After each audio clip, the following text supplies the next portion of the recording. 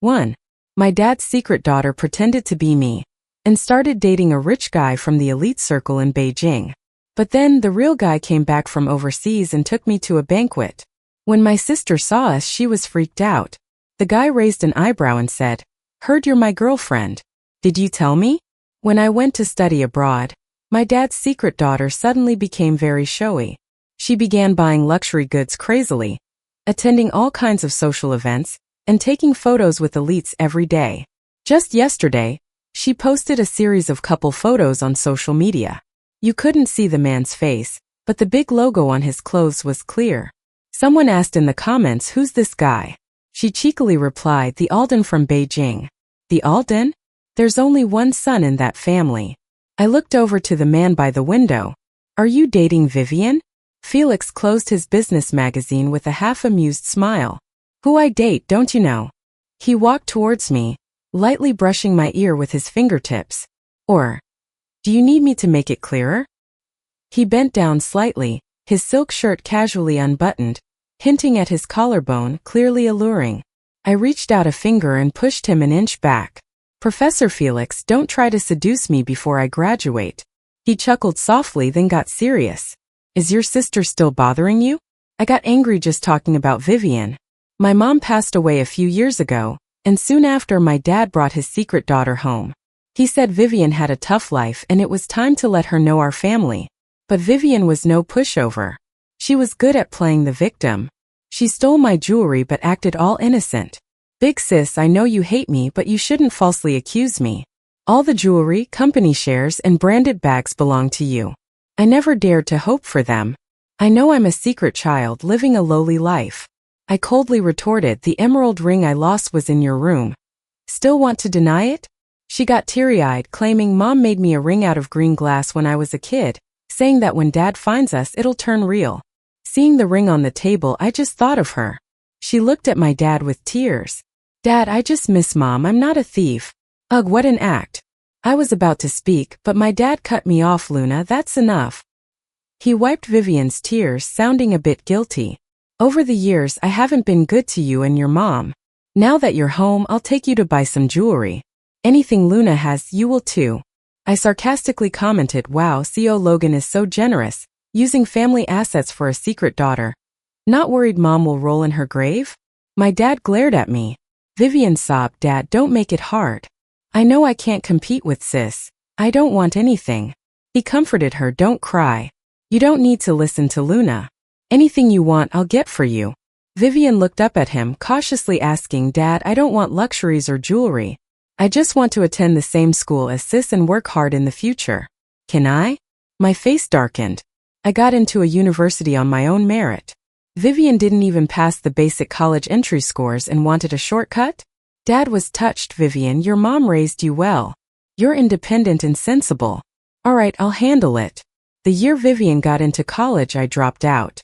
I was accepted by a top overseas university for my graduate studies. I was tired of Vivien's act and didn't want to waste time conspiring with her. Growing up, my mom taught me, whether in life or business, to focus on the big picture. People have limited energy, and bickering over small matters won't lead you anywhere. Unfortunately, Vivien and her home-wrecking mom would never get that. She often sent me photos, sometimes wearing the new brand I always wore, or with identical jewelry set to mine. She even messaged, "Sis, Dad says our tastes are similar.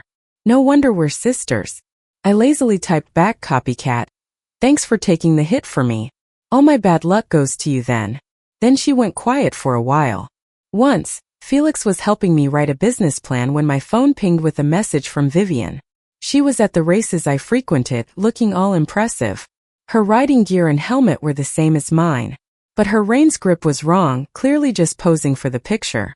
I was about to make her contacts silent, but then I noticed the horse underneath her was my white racer. She messaged, "Sis, your white cloud is so obedient. Even when I squeezed it, it didn't get mad." I tossed my phone aside, expressionless. I turned towards Felix, who was concentrating on his writing. "President Alden, since when does your equestrian club allow beginners like Smiths?" Felix glanced briefly at my phone messages. He capped his pen and made a call. "I'm at the countryside racecourse you manage, right? You let just anyone in and ruin my brand's reputation." His voice was calm but carried an undeniable authority. The manager, on the other line, nervously assured to screen guests and strictly adhere to the membership protocol. Felix twirled his pen, looking coolly. Find out who rode Miss Luna's white cloud unauthorized, they're banned. Any staff who broke protocol, fire them. After the call, Felix looked at me, half smiling. Still angry? I feigned indifference. I'm not angry. He laughed indulgently. Right, you aren't mad. I'm the one who's upset. Soon after, I received an academic exchange invitation from a university. 2. The meeting was half academic, half business, and invited a bunch of big shots from both the academic and industry circles. Walking into campus, I couldn't help but feel a bit emotional. A year ago, this was my alma mater. Now I'm just a visitor from outside. My bestie knew I was back and insisted we grab a meal together. Over dinner, she animatedly started spilling some gossip. Apparently, the new freshmen are quite something. There's this one girl who's just off the charts. Not long after school started, she was bragging about her luxury items in the dorm. You know what happened? Nobody paid her any attention. So she got angry and asked her roommates if they were looking down on her. Her 3 roommates were all top students from their provinces and spent all their time in the library or study rooms. They really didn't have time for her nonsense. Then she tried to get some attention by complaining to the advisor, saying she was getting shunned by her roommates. I frowned and said, that's ridiculous. My friend laughed and said, the funniest part is still to come. This girl somehow got into Campus A, but she flunked linear algebra. They gave her a chance to retake it, but she wanted her roommates to take the test for her. I laughed and asked, then what happened? My friend rolled her eyes. Her roommates obviously refused and even reported her. I said, so, doesn't she get some penalty for that? She let out a cold laugh. That's the problem. The girl's family is powerful. Not only did she escape any disciplinary action, but the advisor even asked her roommates to strengthen dorm unity. I was indignant. What kind of background does she have to bully others like that? My friend lowered her voice, saying, she's the heiress of the Smiths from the capital. Mr. Martin is her grandfather. I was stunned. Isn't that my identity? But how come I didn't know I was being so outrageous? After the forum, it was time for the dinner event. My friend and I had been studying all day and were starving. We hurried to grab some food when we heard someone chuckle behind us. Those from other schools act like they've never seen anything like this. Fighting over cheap food. The voice sounded a bit familiar. But by the time I turned around to argue, they'd vanished into the crowd. My friend scoffed, who do they think they are? What's wrong with eating when you're hungry?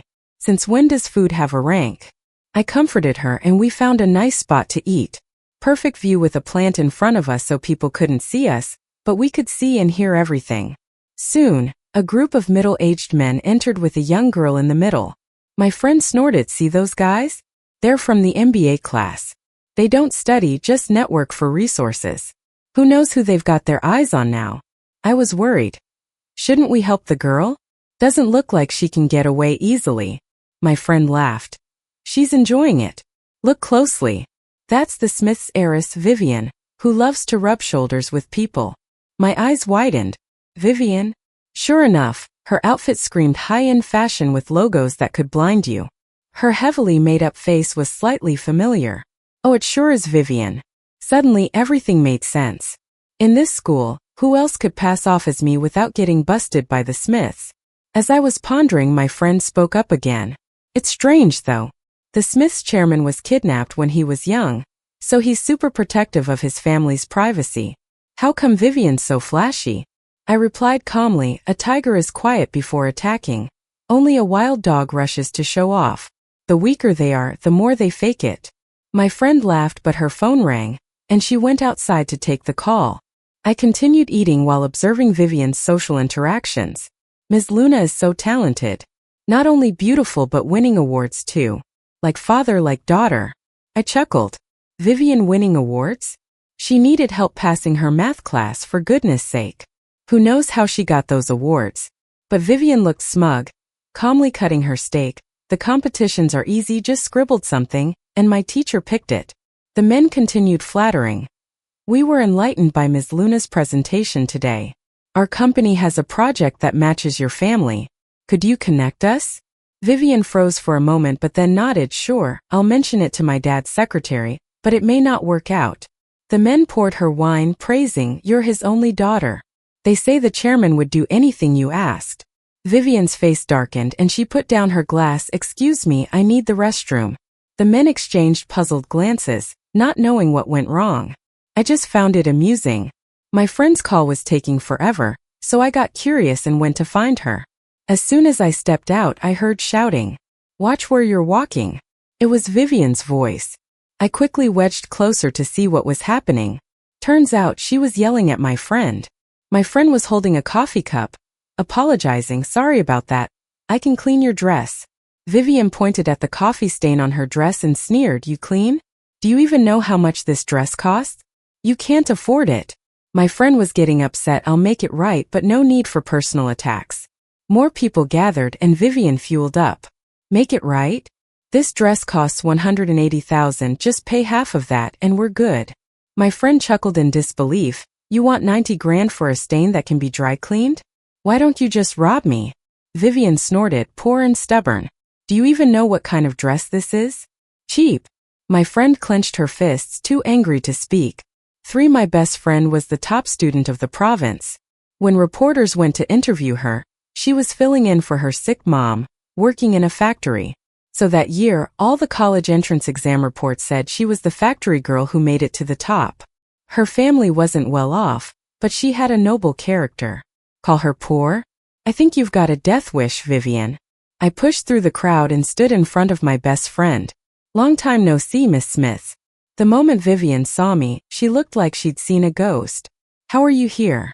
I smirked. "If I weren't here, how else would I see your two-faced act?" People around started whispering.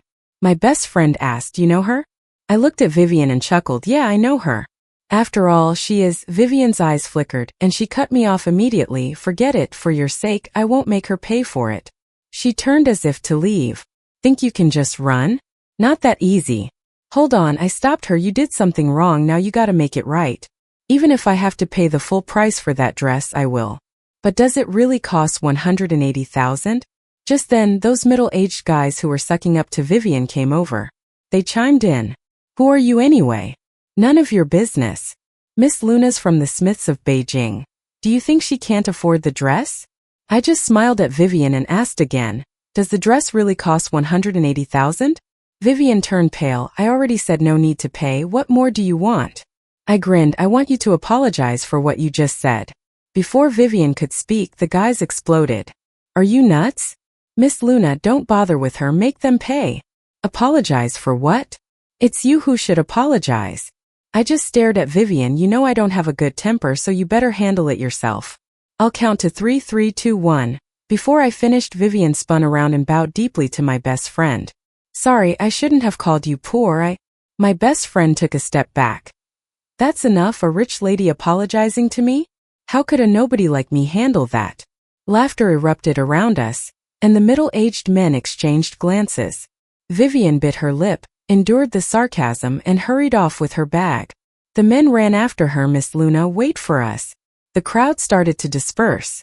My best friend asked, "How did you bluff her?" I just looked up the dress. It really was $180,000. I laughed. "It's a secret. I won't tell her. The only original of that dress is at my place overseas. What Vivien's wearing has to be a knockoff." That evening, as I was getting ready to head home, Felix called me. "Back in the country for a while now, miss me?" I said of course I did. His voice was deep and clear, pretty enticing. "What exactly did you miss?" I pretended to be upset. "I missed the research report you assigned me. I've only finished a third." He clicked his tongue. "Boring. You know that's not what I meant." I played dumb. "Then what are you talking about?" "That's all that's on my mind." He chuckled softly. "My flight lands at dawn. I'll teach you in person then, okay?" Caught me off guard, but my mood strangely lifted. But not for long. As when I got home, I found Vivien in the living room crying. Sitting across from her with his back to the door was my dad. He was consoling Vivien.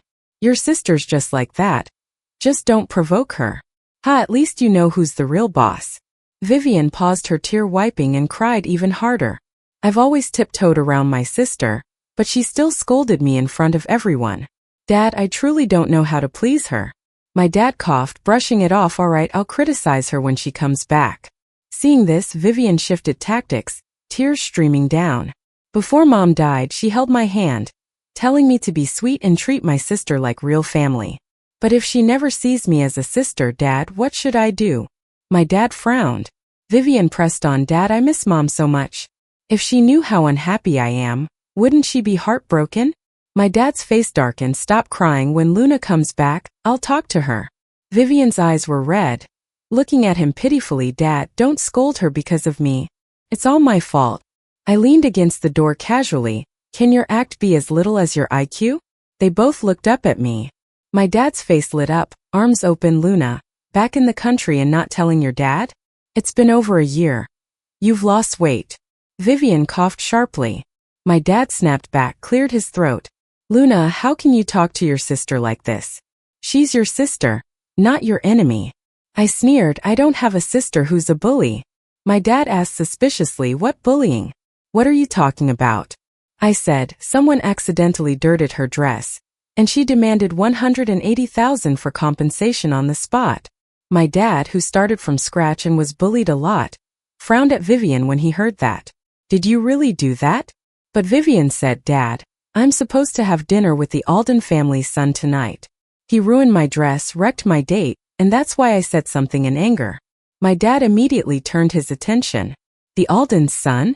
You're dating him? Vivien lifted her chin. Yes, Dad. She glanced at me smugly. Felix said he's met many rich kids, but he doesn't like any of them. He only likes me. I let out a little laugh but didn't say a word. My dad scratched his chin and said, if you really end up with the Alden's son, that would be something. But I heard he's been abroad, keeping a really low profile. How did you even meet him? Vivien laughed shyly. We met at a party. He fell for me at first sight. I almost laughed out loud and texted Felix. Professor Felix, since when did you start liking parties? Felix replied with a question mark. I stayed silent, watching Vivien put on her show. Somehow, Vivien seemed to read my silence as something else. She looked at me feeling smug. My sister's 3 years older than me and still hasn't found a boyfriend? Is it because she doesn't want one or no one's interested? I smirked. Maybe you should worry about yourself first. If I catch you using my name to cause trouble again, I won't be as nice. Dad looked at Vivien, puzzled. She paled but kept her act up. Sis, what are you talking about? I don't get it. Anyway, Felix said he likes me for me, and couldn't care less about who my family is. Pausing for a moment, she added sarcastically, but as for you, sis, maybe all your suitors are just after your wealth and status? It's so sad you can't find true love. Just as she finished, a car horn blared outside. Then I got a call from Felix. His deep voice said simply, I'm at your front door. I couldn't be bothered to look at Vivien again. I grabbed my bag and left. Dad called from behind, where are you going? I replied, I'm going to find love too. Now Dad was curious and Vivien followed me out. They both stood outside in the garden, eyes glued to the car. Dad whistled. I couldn't even order this Cullinan. Luna, who is he? Jealousy flashed in Vivien's eyes and she blurted out, did my sister find herself a sugar daddy? Dad shot her a look. What nonsense are you talking? Realizing her slip, she lowered her head, trying to play innocent but kept sneaking peeks at the car.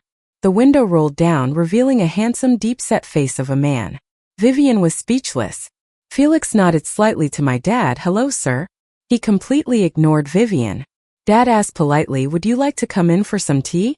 Felix declined courteously. No, sorry, I'm in a rush today, but maybe next time. Dad nodded back. Just as the car was about to drive away, Vivien blurted, hey, do you know my sister's got a temper? She bullies her classmates and friends all the time. I was shocked to see Vivien behave like this. Dad exclaimed softly, what are you saying? She stood her ground, glaring at Felix. She bullies even her own sister. Are you sure you want to date someone like that? Dad gave her a pull, warning Vivien. Felix glanced at her nonchalantly. Then he took my hand, lacing his fingers with mine. Looking into my eyes, his gaze was intensely affectionate. As long as she's willing to be my girlfriend, I'll take any punches or insults. The car drove off, recalling Vivien's face, which looked like she swallowed something bitter, and my dad's non-stop scolding. I couldn't help but laugh. Professor Felix, you're quite the fibber. Looks like I can't match you in either wit or skill. Felix kept his eyes on the road. You can't say that until you've tried. I said, you're a kickboxing champion. Do I really need to try? The car drove into the garage. Felix hit the brakes and looked up at me. Depends on the person. Confused, I asked, what do you mean? He spoke slowly. If it's an enemy, no mercy, but if it's a girlfriend, I'd surrender willingly. The lights outside caught his features, his profile clear and smooth. He leaned closer, his face just inches from mine. I could even smell his cedarwood scent. Clean and fresh, just like him. He chuckled close to my ear. So want to try and see me surrender? His deep voice was magnetic and tempting. I stayed silent for a while, avoiding his gaze, and cleared my throat. Professor Felix, let's talk after I graduate. I won't date a professor student. He looked at me steadily, saying nothing. There was a click. He undid my seatbelt for me and opened the car door. After doing all the gentlemanly things, he walked ahead with confident strides. His broad shoulders and long legs made his gray shirt look commanding, almost like a walking fashion statement. I caught up, tugging at his sleeve playfully. Don't be mad. The motion sensor lights flicked on and off again and again. I held onto his arm the entire time. Eventually, Felix's tight jawline softened, and his pace slowed. I looked up at him. He sighed and gently ran a hand through my hair. I'm not mad, Luna. I just can't help but be soft with you. Felix's grandfather donated some antiques to a museum. Their total value was over $1 million. The museum held a special banquet just for that. The old man insisted Felix attend. According to him, you've been abroad for so long. You need to network back home. Now that you're here, it's an informal way to meet and greet. Felix had no choice but to accept the invitation, and he asked me to go with him. The banquet was buzzing with high society. Mr. Martin sat at the top, chatting with guests. I was admiring a beautiful vase at the display when I overheard some gossip nearby. I heard your grandson's back in town and will attend the banquet tonight. Is that so? He's been so low-key for ages and now he's showing up at events. Are they announcing him as the heir? Right? I'm curious about what he looks like. His parents are quite the lookers. I wonder if he inherited those looks. I don't know about him, but his girlfriend seems pretty dazzling. He's got a girlfriend? Where is she? 5. I thought it was strange too. Why does Felix have so many girlfriends? Another woman, clearly gossiping, voiced what I was thinking. Who? Where? The first woman pointed, and in front of a Song Dynasty painting, there stood a woman wearing a cheapao with her back to us. See her? The woman in the cheapao. That nickname sounded a bit derogatory, but I can't blame her. The woman was wearing a sleeveless cheapao with a sheer design, her entire back exposed. A lot of the guests, like us, had their eyes on her, whispering quietly, and she was clearly enjoying all the attention. Her arms were slightly tensed, standing with one foot in front of the other. She flipped her hair, looked up at the painting, and flashed a charming smile. Every move was designed to showcase her allure to her audience. But she didn't realize that those looking at her were examining her with a hint of doubt. Where did this cheapao woman come from? The invitation to this event clearly stated formal attire. Everyone was perfectly dressed, looking elegant. Except for her, going against the dress code, standing out in a revealing outfit just to steal the spotlight. And this is Felix's new girlfriend? Talk about a downgrade. Others around us seemed to agree. Someone commented, is that really Felix's taste? Another said, young people like to play the field. The first voice joined in again, is she really Felix's girlfriend? Why didn't he bring her? Someone else added, I heard it myself at the entrance. She showed an invite and even claimed to be the Alden's granddaughter-in-law. The two exchanged a glance, their expressions a bit complex. I shook my head and messaged Felix. When did your grandpa get a new granddaughter-in-law? Looking up, I saw him standing on the second-floor terrace chatting with Martin. After checking his phone, he typed something. Even from a distance, I noticed the playful smile on his lips. My phone buzzed. It was his reply. How am I supposed to find a wife if you don't come over? And again, do me a favor, pretend for my grandpa, or I'm going to end up on a blind date. On the terrace, Felix's gaze locked on me. He bent down and beckoned. The chandelier's light cast a glow around him. He stood tall and confident, the suit fitting snug and accentuating his figure. It was hard to say no. This was actually my second time meeting Grandpa Martin. The first was back when I was a kid at my granddad's estate. Two old men sharing fishing tips and asking me to tell different fish species apart. In the end, they released the fish we caught back into the pond. Many years passed. My grandfather's no longer here, but Martin's still energetic. I look a lot like my mom and she looks like my grandpa. Felix didn't even need to introduce me. Martin recognized me right away. This is Luna, isn't it? It's been years and now you're all grown up. But I get why your dad's cautious after being kidnapped. Keeping a low profile is smart. I nodded in agreement. Grandpa Martin seemed to just notice Felix's arm around my waist. He raised his eyebrows exaggeratedly. Oh, you scamp, saying you have a girlfriend to introduce. Is it Luna? Felix just smiled, his dark eyes filled with amusement. Grandpa Martin patted my hand warmly and said, Luna, knowing you're keeping an eye on him, I'm relieved. I smiled shyly and said politely, I can't really, I think he should grow as he wants. The old man looked a bit puzzled. I realized my slip and didn't know how to amend it. Felix added smoothly, what Luna means is no matter how freely I grow, I can't escape her grasp. With that, he had Martin grinning. He casually took off a jade ring and offered it to me. Luna, take it. If he ever bullies you, come to Grandpa. The jade ring was warm and heavy, clearly valuable, especially given that it's something he wore all the time. Yet refusing a gift from him didn't seem right, so I looked to Felix for guidance. He caught my expression fully, bowed his head and whispered in my ear, you rarely look like you need help. I pinched his palm hard, but he just gripped my wrist. His finger trailed along my wrist, intertwining his fingers with mine. Felix took the jade ring, jokingly saying, I'm not even her husband yet, and you're giving such a gift. If Grandma's ring is given away, I'll have a hard time finding gifts later. Grandpa Martin's gaze moved between us, smiling slightly too. All right, I get it. Luna, Grandpa will keep this ring for you and give it back later so I don't put him in a tough spot, okay? I nodded quickly. Felix curled his lips, joking again. You better mean it. If you backtrack on this once we're engaged, I might have to raid your safe. How did it turn into this engagement talk? I looked up at him and he stared back relaxed. His warm, steady hand at my waist made my skin feel heated. Noting the queue of people waiting to greet him growing outside the waiting room, I made up an excuse to go wash my hands and quickly escaped to the second floor. I followed the signs when I heard a familiar voice in the stairwell. When are you finally going to introduce me to your grandpa? It sounded like Vivien. Soon a male voice responded. Vivien, today's not the right time to discuss personal matters. I'll take you to meet Grandpa next time. Okay? Curiosity got the best of me, and I peeked through the crack in the door. In the stairwell stood a man and a woman. The woman wore a revealing cheapao, heavily made up. It was none other than Vivien. 6. It suddenly hit me, the woman in the cheapao was actually Vivien. Across from her stood a man in a black suit, looking nervous. I didn't recognize his face. He wasn't anyone from the Alden. Vivien, hands on her hips, looked far from elegant and seemed furious. What do you mean? You promised you'd introduce me to your family today. Why did you suddenly change your mind? She demanded. The man's forehead was sweating. There are too many people today. Grandpa doesn't like discussing family affairs in front of others, so Vivien cut him off. Liar. You changed your mind because I told you I'm not Martin's granddaughter, didn't you? Felix reached out to hug her in a panic. No, Vivien, I like you whether you're an illegitimate child or not. Vivien lost it, her voice sharp.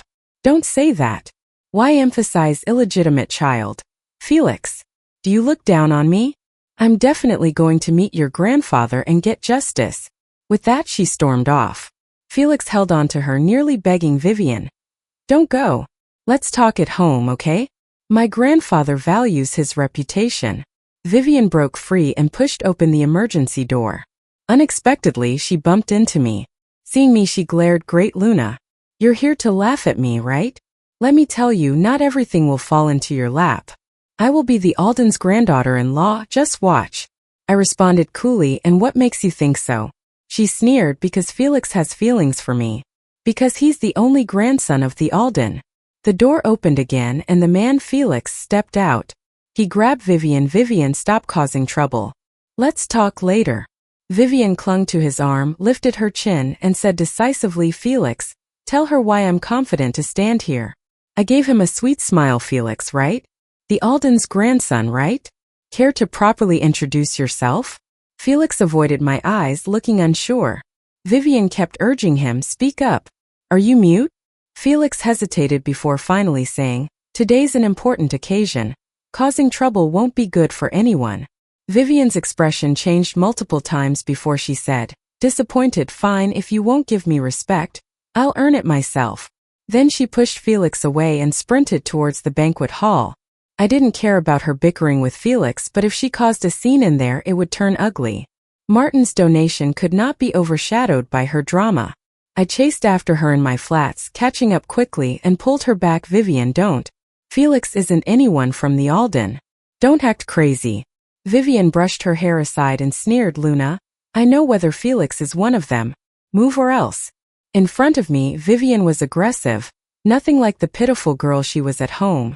I should record this for Dad to see what kind of person his dear daughter really is. With surprising strength, Vivien pushed past me towards the hall. A few guests noticed us as I motioned to the security staff, but then Vivien was already on her way to the second floor. Upstairs, Mr. Martin was leaving the lounge, greeting the cameras. I hurried after Vivien, grabbing her wrist. Do you realize what you're doing? Are you really going to disgrace the Smiths? She pushed me hard. I'm Felix's girlfriend. This is half my realm. If anyone's embarrassed, it's you. Suddenly off balance, I started to fall back. A man dashed down the steps, catching me in his arms. His arms were warm and strong, but he looked at Vivien coldly. You're claiming to be my girlfriend. Did you ever get my memo? Security arrived, looking at the man with me. Felix. Felix coldly glanced at Vivien, telling them, show this lady out. Vivien was stunned. She looked between Felix and me. Felix? You, how are you? Ignoring her, Felix turned to me. Are you okay? Vivien, being ignored, started to lose it, breaking free from security and pointing at Felix, shouting, you're a fake. Felix is the Alden's grandson. It can't be Luna's coincidence.